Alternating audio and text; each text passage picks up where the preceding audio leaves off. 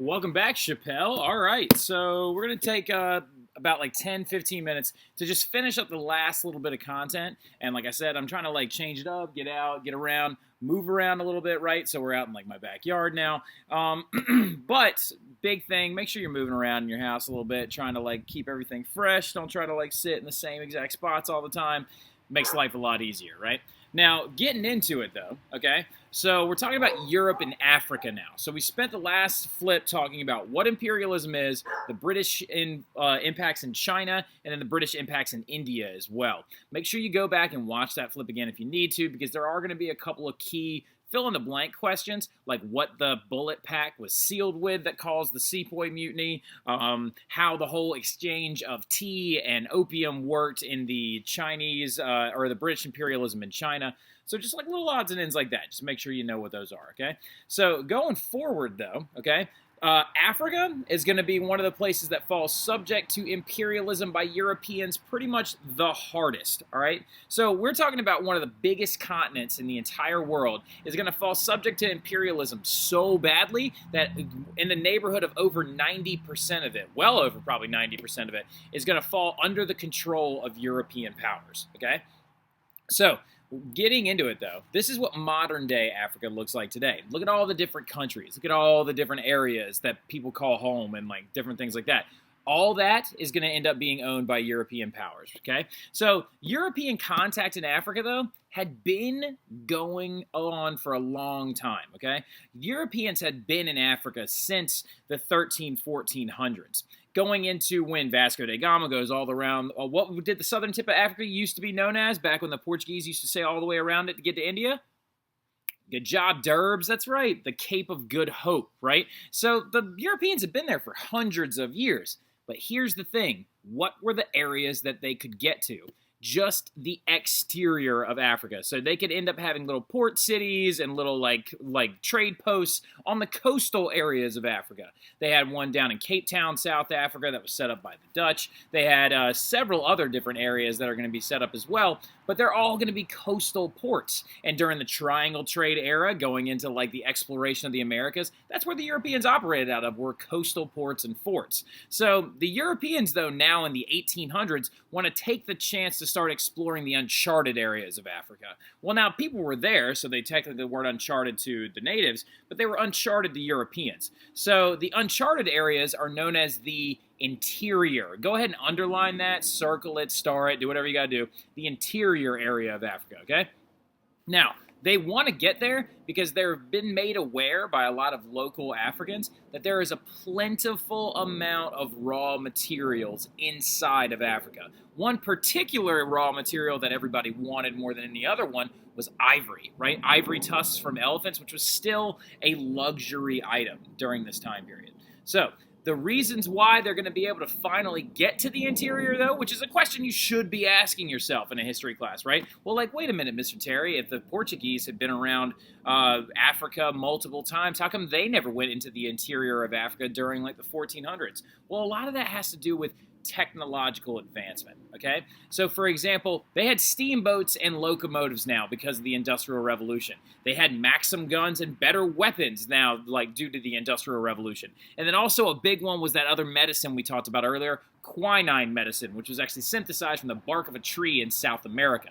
Quinine medicine made it so they wouldn't die from malaria. Maxim guns and better weapons made it so they could easily take out people that would oppose them, which is really messed up to say. And then steamboats and steam locomotives made it so they could travel through areas of the interior of Africa much easier. They could use steamboats to get up the wide rivers, the wide, calm areas of the river. And if they hit rapids, they would just build railroad tracks that went around the rapids and then pick up another steamboat on the other side of them. So it made it much simpler for them to actually go and discover these areas. Now, a lot of these early expeditions are going to be very slow-moving, hundreds of people and just a couple of explorers and hundreds of people called porters, which are people that used to carry all the things for them, most of them being native Africans. Now, Europeans had little to no trouble acquiring any part of Africa. A lot of this is due to the fact that most of the interior of Africa is still tribal. So they were led by chiefs, and a lot of these Europeans were coming in there, making them sign documents saying that they give up their land, but the Africans had no clue what they were reading, or what they were making their mark, or if they even had a written language to use to make a mark on. They were oftentimes just traded beads, maybe a gun or two, or some other small trinkets for absolutely gigantic areas of territory. So the Europeans are coming in and taking advantage of the underdevelopedness of Africa, right? So looking at this map right here, this is Africa in the 1870s, right? So as you can see, it's just the coastal areas, But by the 1880s, this thing called the scramble for Africa happened. And it was so bad at one point because it was literally like whoever, it's kind of like, for example, if I took a tray of Chick-fil-A nuggets and I put them in the middle of the cafeteria at Chappelle and I just said, whoever wants them, go get them. And it would be an absolute chaotic scramble to get a hold of that little bit of food, right? Well, that is what was going on in Europe. They were just scrambling to try and pick up as much land in Africa as they could. So Otto von Bismarck, being the genius that he is, even though this is really racist and messed up, holds this thing called the Berlin Conference in 1884. Another very important thing you need to underline because it's a fill-in-the-blank question. The Berlin Conference in 1884 was a meeting that's going to split up all that territory in Africa. And no African officials, none of those chiefs, none of those people were even invited to come to this meeting. Nobody even in like the areas of, not industrialized, but the areas of more modernized, in a sense, places like Egypt or other areas like South Africa were invited either. Now, by 1904, almost the entirety of Africa is going to be taken over by Europeans. So the only two areas that weren't taken over by Europeans was this right here, which is Ethiopia, and this right here, which is Liberia. And the only reason those two places weren't taken over is because Liberia was colonized by freed American slaves, so we refused to let any European go in there and take that. And then Ethiopia sits on top of a bunch of like really high mountains. So the Europeans had a very difficult time actually taking that land from the Ethiopians because they defended themselves and they had some guns that they had picked up from trading with Europeans a long time ago. They were able to fend them off. So particularly the Italians. The Italians really wanted Ethiopia. Now they come back and get it in World War II, but we'll get to that stuff later on. Now, many major negative effects of imperialism in Africa. Many African nations are going to refuse. They're going to actually have a lot of revolts, and they're going to try to prevent the Europeans from coming in and actually trying to take their land. This is going to make a lot of Europeans use force on these Africans, which is going to end up killing a lot of local Africans. There's one very famous account. It was a battle between the African... It was either the Zulu tribe or one of the other ones in sub-Saharan Africa. It was 5,000 Africans versus 50 British people and 4 Maxim guns. Now remember, a Maxim gun can fire 600 rounds per minute. So those 5,000 Africans were decimated by 50 British people, right? 50 versus 5,000. Those 50 guys won because technologically they were just so much more advanced than the native Africans were.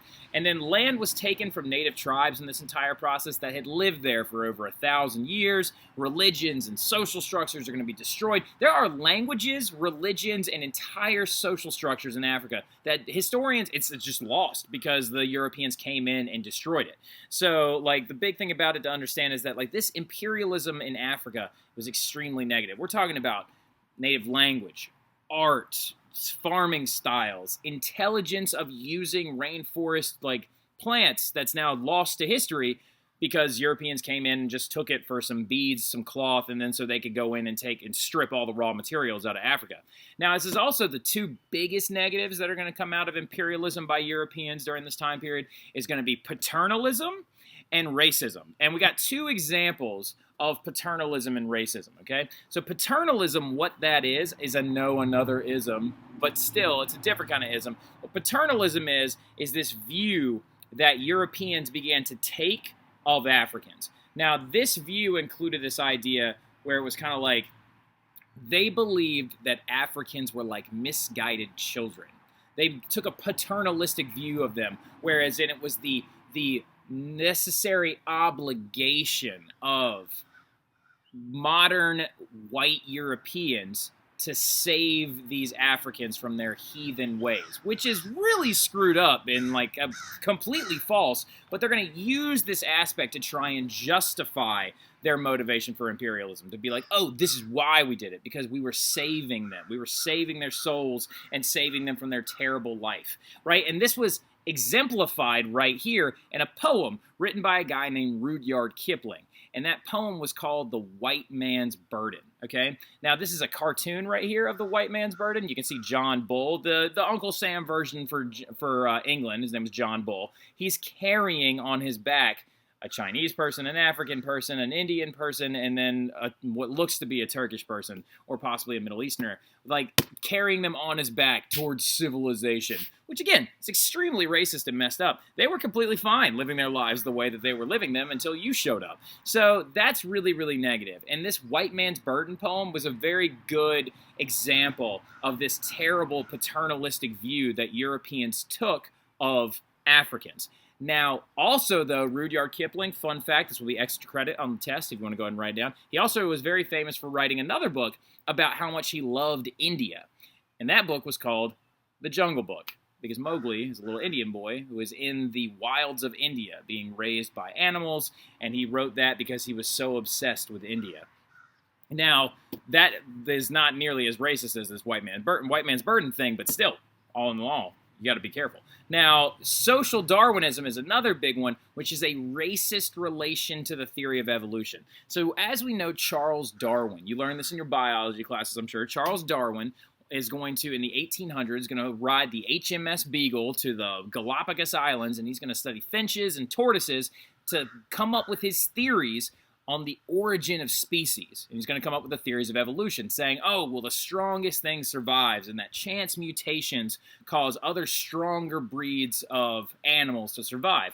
Well, social Darwinism is taking that very simple theory and then twisting it to try and justify taking over places like Africa, which again is just extremely racist, because they're trying to say basically that white people from Europe were the dominant race, right? Which is absolutely ridiculous, because there are some very famous historians who argue this vehemently as being one of the biggest missteps in the Western civilized world, is that for a moment people thought that Europeans were the best version of humans, which is messed up because it has to do with modernization. It has everything to do with the Industrial Revolution and technology. It has almost little to nothing to do with the genetics or the genetics of the people involved, right? Which is, again, remember, it's just extremely racist, and this racism is going to be a big, what's the word I'm looking for? Negative effect of imperialism in Africa. But that's it. So that's going to be the rest of the stuff for this test. That's your last ism. Go ahead and start getting that study guide done. That gives you answers 75 through 78. And I'll talk to you guys later. So y'all are doing great. Keep it up. Test on Monday. Office hours are open today. If you have any questions, show up. We'll talk then, okay? Y'all have a good one.